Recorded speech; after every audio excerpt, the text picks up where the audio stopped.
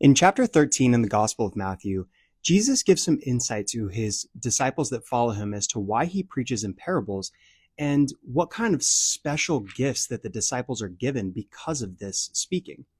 Jesus says, "The disciples came to him and said to him, 'Why do you speak to them in parables?'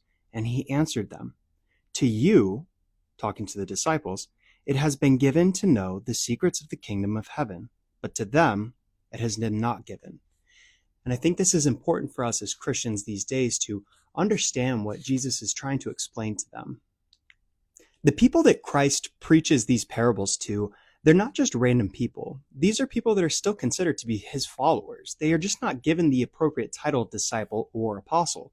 You see, these followers, they pronounce Christ as Lord, they believe him to be Messiah, and they follow him around everywhere he goes so they can continue to receive his teachings.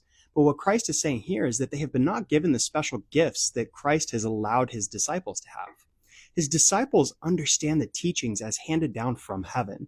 They understand the true meanings and the significance of the things that Christ is teaching, and the other people that Christ is preaching to do not. This here is an example of how Christ came to build a church and why the church is so important in the modern day. You see, we as followers can often allow our sinful human existence to corrupt the way that we try to follow Christ. It's said in 2 Timothy chapter 4, verse 3 that people will look for people to tickle their ears with how they preach. And that's important for us to understand that that is inherently in ourselves. And so when we look at what Christ is doing with the preaching of the parables and why he has the disciples, it's because that it is important for all of us to belong to a church. You see, it's so simple for us to read things in the Bible and make it twist and turn so that it fits what we expect out of our lives.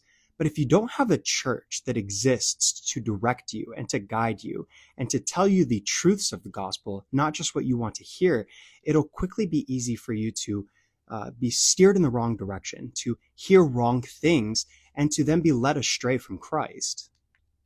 Ultimately, what I'm getting at is that the modern teaching of all I need is me, Jesus, and my Bible is just so wrong. That's not all that you need. You need the church. The church is what Christ came to earth to build. The church is what he gave authority to. And if you don't have the church to guide you in your understanding of Christ and guide you in growing your relationship, you're missing the second most important thing that Christ came to earth to do.